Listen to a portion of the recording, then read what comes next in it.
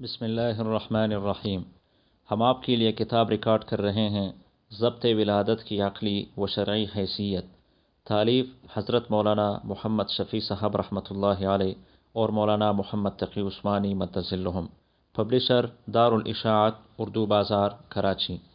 چوتھی قسط، چوتھا باب، تجربہ کیا کہتا ہے۔ مذکورہ حقائق سے پوری طرح واضح ہو چکا ہے کہ ضبط ولادت نہ تو شرع اسلام کی کسوٹی پر صحیح ثابت ہوا اور نہ عقل ہی اسے رواج دینے پر راضی ہے۔ ان منہ بولتے دلائل کے بعد ایک سلیم الفکر انسان کا ذہن 100% اس نتیجے پر پہنچنا چاہیے کہ ضبط ولادت پر عمل کرنا کسی طرح صحیح نہیں۔ لیکن افسوس کہ ہم اپنی اس قوم سے مخاطب ہیں جو 200 سال کے اس المناک پہر میں آ کر اپنی سیاسی عظمتوں کے ساتھ ساتھ اپنی تمام فکری صلاحیتیں بھی یورپ کی قربان گاہ پر لٹا چکی ہے۔ ہماری مرعوبیت اور احساس کمتری اس حد تک پہنچ چکے ہیں کہ ہمارے دل کسی ایسی بات کو جگہ دینے پر آمادہ نہیں ہوتے جو براہ راست یورپ سے درآمد نہ کی گئی ہو، خواہ اس کی صداقت پر قرآن و سنت کے کتنے ہی قطعی دلائل رکھ دیے جائے یا خالص عقلی اور ناقابل افکار براہین کے ڈھیر لگا دیے جائیں۔ ہماری نگاہیں اور ہمارے دل ان کو قبول کرنے پر تیار نہیں ہوتے، بلکہ یہ معلوم کرنے کے لیے بےتاب رہتے ہیں کہ اس بارے میں مالتھس نے کیا کہا، نیوٹن نے کیا سوچا، برنارڈ شاہ نظریہ کیا ہے، اور آخرکار اسی نظریے کو حرف آخر قرار دے دیتے ہیں جو کسی مغربی مفکر کی دماغی ایچ سے وجود میں آیا ہو۔ قرآن و سنت کیا کہتے ہیں، عقل کیا پسند کرتی ہے، ایسے سوالات ہیں جو ذہنی تقلید کے اس دور میں فرسودہ ہو چکے ہیں۔ اس لیے یہاں یہ بتا دینا بھی ضروری ہے کہ یورپ کے جن ممالک نے اس طریقے کو رواج دیا، انہوں نے اس کا کیا پھل پایا، اور آخرکار انہوں نے اس عمل سے متعلق کیا رائے قائم کی۔ ضبط ولادت کی تحریک تقریباً 70-80 سال سے مغربی ممالک میں سرگرم عمل رہی ہے۔ اتنی مدت تک ایسی تحریک کا راز فاش کرنے کے لیے بالکل کافی ہے جسے مختلف اقوام و ممالک میں کثرت کے ساتھ اشاعت نصیب ہوئی ہو اور اس کے نتائج پر کئی بار تحقیق کی جا چکی ہو۔ وہاں اس تحریک کے جو مہلک نتائج برآمد ہوئے ان کی مختصر داستان یہ ہے۔ نمبر 1، طبقات کا عدم توازن۔ انگلستان کے رجسٹرار جنرل کی رپورٹوں اور نیشنل برتھ ریٹ کمیشن کی تحقیقات سے معلوم ہوتا ہے کہ ضبط ولادت کا رواج زیادہ تر اعلیٰ اور متوسط طبقوں میں ہے۔ زیادہ تر اچھی تنخواہیں پانے والے کارکن، تعلیم یافتہ اور امراء، تجار اور کارخانہ دار اس تحریک پر کاربند ہیں۔ رہے ادنا درجے کے مزدور وغیرہ تو ان میں اس تحریک کا رواج بدرجہ صفر ہے۔ نہ ان میں زیادہ شاندار معاشرت کی ہوس ہے اور نہ اونچے حوصلے، اور سب سے بڑھ کر یہ کہ ان کے ہاں ابھی تک وہی قدیم تقسیم کار ہے کہ مرد کمائے اور عورت گھر کا انتظام کرے۔ اسی وجہ سے وہ معاشی تنگی اور وسائل زندگی کی گرانی کے باوجود برتھ کنٹرول کو ضروری نہیں سمجھتے، جس کا نتیجہ یہ ہے کہ اس میں شرح پیدائش بہت زیادہ ہے، اور اس کے برعکس اعلیٰ اور اوسط طبقوں میں شرح ولادت بہت کم ہے۔ مختلف شہروں کے مختلف طبقوں میں فی ہزار شرح پیدائش حسب ذیل ہے۔ طبقے: بہت مفلس طبقے: پیرس میں 108، برلن 157، ویانا 200، لندن 147، ہیمبرگ 151۔ مفلس طبقے: پیرس 95، برلن 129، ویانا 164، لندن 140۔ آرام کی زندگی بسر کرنے والے: پیرس 72، برلن 114، ویانا 155، لندن 107۔ متمول طبقے: پیرس 53، برلن 63، ویانا 107، لندن 87۔ بہت متمول طبقے: Paris 34، Berlin 47، Vienna 71، London 63، Hamburg 59۔ یہ اعداد و شمار بھی ذرا پرانے ہیں۔ انگلستان کے نسبتاً بعد میں آنے والے اعداد و شمار کے مطابق مزید خراب ہے، کیونکہ مفلس طبقوں میں شرح پیدائش 40 فی ہزار ہے، جبکہ اعلیٰ اور اوسط طبقوں میں صرف 16 فی ہزار ہے۔ اس کا نتیجہ یہ ہے کہ وہ جسمانی محنت کرنے والے طبقے بڑھ رہے ہیں اور ان لوگوں کی تعداد روز بروز گھٹتی جا رہی ہے جو ذہنی اور عقلی اعتبار سے بلند درجہ رکھتے ہیں اور جن میں قیادت و کارکردگی کی صلاحیت ہے۔ یہ چیز قحط الرجال پر منتج ہوگی، جس کے بعد کوئی قوم سربلند نہیں رہ سکتی، اور اسی چیز کی پیشنگوئی ڈاکٹر ایف ڈبلیو ٹاسک نے کی تھی۔ اسی بنا پر خوشحال طبقے میں اس رجحان کی موجودگی سے یہ خطرہ ہے کہ آبادی کی خوبیاں انحطاط پذیر ہو جائیں گی، وہابی قابلیت کے لوگ کم پیدا ہوتے ہیں، اور جو کچھ پیدا ہوتے ہیں ان پر اپنی وہابی استعداد سے پوری طرح کام لینے کے لیے عملی مقابلے کا بطور مہیج بہت کم اثر پڑتا ہے۔ اس کے برخلاف آبادی کے ادنا ترین طبقوں میں شرح ولادت بہت اعلیٰ ہوتی ہے، گو ان کی جماعت سے بھی اعلیٰ قابلیت کے چند افراد پیدا ہوتے ہیں، لیکن عام جماعت معمولی قابلیت کے افراد پر مشتمل ہوتی ہے۔ یہ نتیجہ ہمارے ملک میں زیادہ ظاہر ہوگا اگر خدا نخواستہ ہم نے ضبط تولید کو یہاں رواج دیا، کیونکہ ہماری آبادی کی اکثریت میں برتھ کنٹرول کی کوئی خواہش نہیں پائی جاتی، جس کا اندازہ اس لطیفے سے کیجئے کہ حال ہی میں ماہنامہ ریڈرز ڈائجسٹ لندن میں ایک واقعہ بطور کارٹون شائع ہوا تھا، جس میں کہا گیا تھا کہ حکومت انڈیا نے ضبط ولادت کی طرف ترغیب دلانے کے لیے کچھ اشتہار شائع کیے تھے، جس میں ایک طرف تو اس خاندان کی تصویر تھی جس میں صرف ایک میاں بیوی اور 2 بچے ہیں اور یہ خاندان خوشحال ہے، دوسری طرف اس کے برعکس اس خاندان کا عکس دکھایا گیا تھا جو اولاد کی زیادتی کی وجہ سے پریشان ہے۔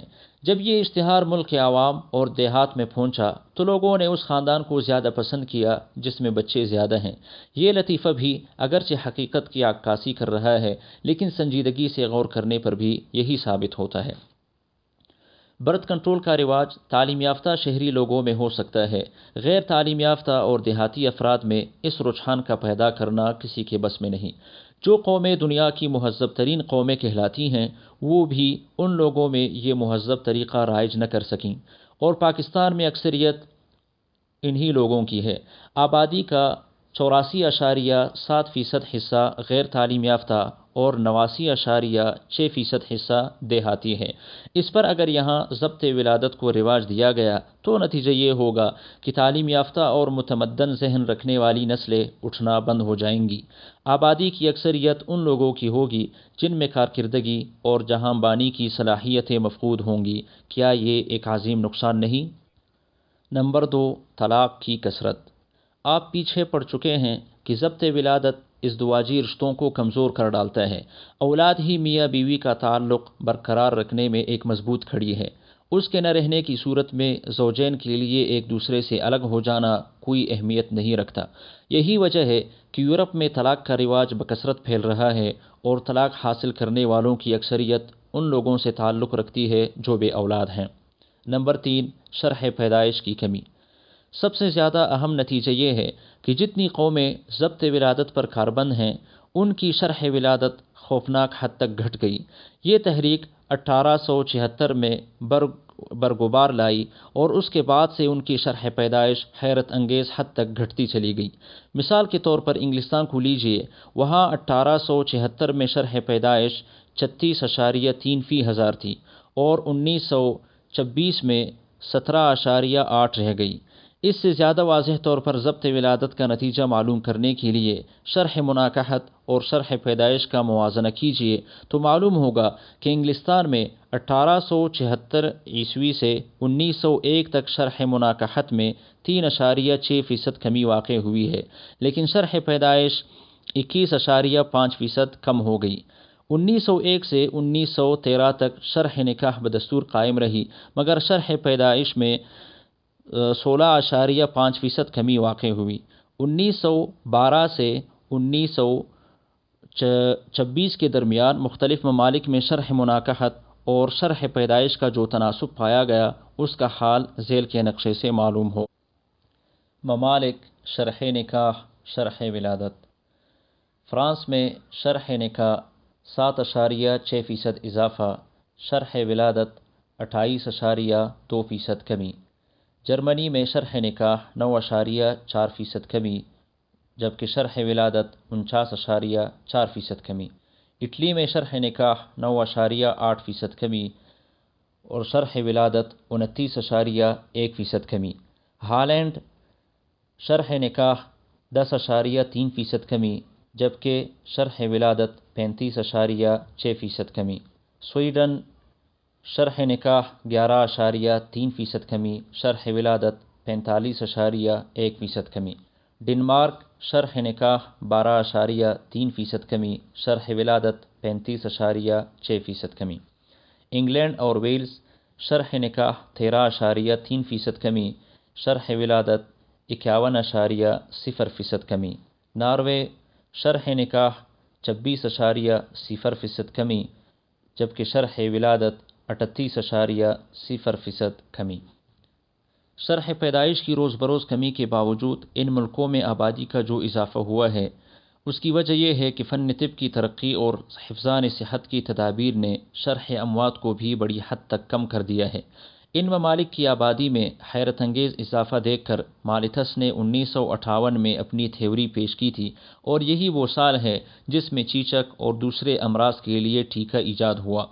بعض ماہرین کا کہنا ہے کہ پہلی جنگ عظیم کے بعد جو ایک عظیم طوفان آیا تھا، اس میں 50% افراد کے بچے رہنے کا ظاہری سبب محض یہ تھا کہ انہیں بروقت طبی امداد پہنچا دی گئی، لیکن بہرحال برتھ کنٹرول کا نتیجہ یہ ہوا کہ شرح پیدائش اور شرح اموات میں بہت کم تفاوت رہ گیا، اور اگر ضبط تولید کے ساتھ ساتھ حفظان صحت کو یہ ترقی نہ ہوتی تو خطرہ تھا کہ شرح اموات شرح ولادت سے زیادہ نہ ہو جائے۔ خصوصیت کے ساتھ فرانس کی حالت تو بے حد نازک تھی۔ 1876 میں اس کی شرح پیدائش 26.2% تھی۔ اس کے بعد 1941 تک متواتر بڑی خوفناک حد تک گھٹتی چلی گئی، یہاں تک کہ 1941 میں شرح پیدائش 16.5% اور شرح اموات 15.7 تھی۔ اس صورتحال کو دیکھ کر بعد از خرابی فرانسیسی قوم کی آنکھ کھلی۔ وہاں کے تمام دانشور چیخ اٹھے کہ بس بس ساقی اور نہ بھرنا، لگ گئے ہوش ٹھکانے۔ ایک تحریک قومی برائے اضافہ آبادی کے نام سے شروع کی گئی۔ حکومت نے ضبط تولید کی تعلیم اور نشر قانوناً ممنوع قرار دے دیا۔ آبادی بڑھانے کے لیے تقریباً 1 درجن قوانین نافذ کیے گئے، جن کی روح سے زیادہ بچے پیدا کرنے والے خاندان کو مالی امداد دی۔ ٹیکس میں کمی کی گئی، تنخواہیں، مزدوریاں اور پنشنیں زیادہ دی گئیں۔ غرض قانونی اور اخلاقی ترغیب و ترہیب کے ہر ممکن پہلو کو اختیار کر کے بڑی مشکل سے حکومت نے شرح پیدائش کی کمی پر قابو پایا، اور اب وہاں خاندانی منصوبہ بندی نے ضبط ولادت کے بجائے یہ رخ اختیار کر لیا کہ ایک خاندان کو حکومت نہ صرف بچے کی خوراک، رہائش دیتی ہے، بلکہ وہ اس کی پیدائش کے بھی بہت پہلے سے اس کے بارے میں فکر شروع کر دیتی ہے، اور بعض اوقات تو یہ فکر بچے کے پیدا نہ ہونے کی صورت میں بھی کیا جاتا ہے۔ جب کوئی جوڑا شادی کرنے کا ارادہ کرتا ہے تو اسے شادی سے پہلے طبی معائنہ کروانا پڑتا ہے، اور ڈاکٹر فیصلہ کرتا ہے کہ آیا وہ باہم مل کر صحت مند بچے پیدا کرنے کے قابل ہیں یا نہیں۔ پھر جب شادی کے بعد انہیں بچے کی نعمت کے حصول کی امید ہو جاتی ہے تو حاملہ ماں ڈاکٹروں کے حوالے ہو جاتی ہے، جو اس کے بچے کی پیدائش بلکہ اس کے بعد تک اس کی ہر حالت کے ذمہ دار ہوتے ہیں۔ بچے کے پیدا ہونے کے بعد 16 سال تک ہر بچے کو لازماً اسکول میں داخل کر کے مفت تعلیم دی جاتی ہے۔ 1946 سے ہر سال شادی شدہ یا غیر شادی شدہ شخص جو بچوں کا کفیل و ذمہ دار ہو اسے الاؤنسوں کا فائدہ دیا جاتا ہے۔ متعلقہ بچوں کا ماں باپ ہونا بھی لازمی نہیں، اصل چیز یہ ہے کہ وہ اپنے زیر پرورش بچے کی اچھی طرح دیکھ بھال کرے۔ 7,000 انسپیکٹر اور ڈاکٹر، 1,000 سماجی کارکن قانونی والدین کی مانند ان لوگوں کے بارے میں جانچ پڑتال کرتے رہتے ہیں۔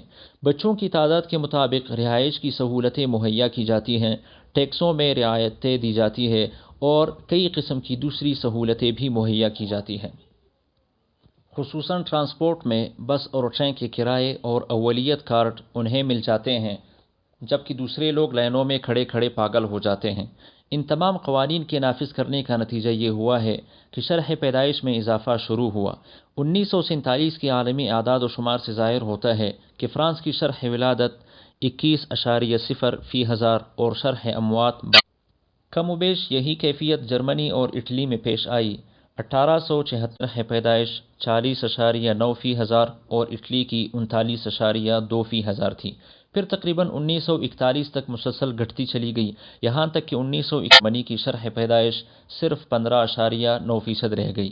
لیکن چونکہ نازی جماعت کے برسر اقتدار میں آنے کے بعد اس خطرے کو محسوس کیا گیا کہ اگر ہماری شرح ولادت گھٹتی رہی تو اندیشہ ہے کہ ایک وقت ہماری قوم بالکل بانجھ ہو کر رہ جائے گی، اور موجودہ نسل کے کاموں کو سنبھالنے کے لیے نئی نسلیں اٹھنا بند ہو جائیں گی۔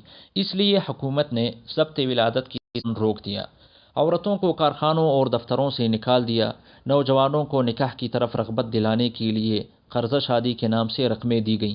1934 میں 1 کروڑ پاؤنڈ کی رقم صرف شادی کے قرضوں پر صرف ہوئی، جس کے ذریعے 6 لاکھ مردوں اور عورتوں نے فائدہ اٹھایا۔ 1935 کے قانون کی روح سے طے کیا گیا کہ ایک بچہ پیدا ہونے پر انکم ٹیکس میں 15%، 2 بچوں پر 35%، 3 بچوں پر 55%، 4 بچوں پر 75%، 5 پر 95% کی کمی کی جائے اور 6 بچے ہونے پر پورا انکم ٹیکس معاف کر دیا جائے۔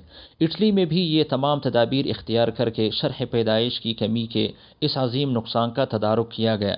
چنانچہ 1948 کے اعداد و شمار سے عیاں ہے کہ اس کی شرح ولادت گھٹنے کے بجائے بڑھنا شروع ہو گئی۔ مذکورہ سال تک اس کی شرح ولادت 16.5 فی ہزار تھی۔ نمبر 4، جنسی بدچلنی اور امراض کی کثرت۔ جیسا کہ ہم اوپر بیان کر چکے ہیں کہ ضبط ولادت کا طریقہ طبی لحاظ سے بھی صحت کے لیے سخت مضر ہے اور جنسی بے راہ روی بھی اس فعل کا لازمی نتیجہ ہے۔ اس لیے یہ دونوں چیزیں ان ممالک میں بکثرت پائی گئی۔ ڈاکٹر میری شارلیپ اپنے 40 سالہ تجربات کے نتائج ان الفاظ میں بیان کرتی ہیں۔ ضبط ولادت کے طریقے، خواہ وہ فرض ہوں یا جراثیم کش دوائیں یا ربڑ کی ٹوپیاں یا دوسرے طریقے، بہرحال ان کے استعمال سے کوئی فوری نمایاں نقصان تو نہیں ہوتا، لیکن ایک عرصہ تک ان کے استعمال کرتے رہنے کا نتیجہ یہ ہوتا ہے کہ ادھیڑ عمر تک پہنچتے پہنچتے عورت میں عصبی ناہمواری پیدا ہو جاتی ہے۔ پژمردگی، شگفتگی کا فقدان، افسردہ دلی، طبیعت کا چڑچڑاپن اور اشتعال پذیری، غمگین خیالات کا ہجوم، بے خوابی، پریشان خیالی، دل و دماغ کی کمزوری، دوران خون کی کمی، ہاتھ پاؤں کا سن ہو جانا، جسم میں کہیں کہیں ٹھیسے اٹھنا، ایام ماہواری کی بے قاعدگی، یہ ان طریقوں کے لازمی اثرات ہیں۔ علاوہ بری، چونکہ ضبط ولادت کے رواج عام نے ناجائز اولاد کی پیدائش کے خوف کو باقی نہیں رکھا اور حیا و شرم کا خاتمہ بہت پہلے ہو چکا ہے، اس لیے جنسی جرائم کی کثرت ایک لازمی نتیجہ ہونے کی حیثیت سے سامنے آئی۔ چنانچہ انڈیانا یونیورسٹی کے ماہر جنسیات پروفیسر الفریڈ سی کنزے کا بیان ہے کہ امریکہ میں 100 سے 95 مرد اور 85% عورتیں جنسی جرائم کا ارتکاب کرتے ہیں، اور کون نہیں جانتا کہ جنسی جرائم کی اس قدر کثرت صحت اور اخلاق کا خاتمہ کر دیتی ہے۔ غرض آج سے بہت پہلے انگلینڈ، فرانس، جرمنی، اٹلی اور سویڈن جیسی قومیں فطرت سے غداری کا عبرتناک انجام دیکھ چکی ہیں۔ پھر بھی اگر ہم یوں ہی سوچتے رہے کہ چونکہ ان عظیم اقوام نے اس پر عمل کیا ہے اس لیے ہم بھی کریں گے، تو ہماری مثال اس بے وقوف سے مختلف نہ ہوگی جو کسی پہلوان کو کنویں میں ڈوبتا دیکھ کر بھی یہ سمجھے کہ اس نے ورزش کی ہوگی، خود بھی ڈوب مرے۔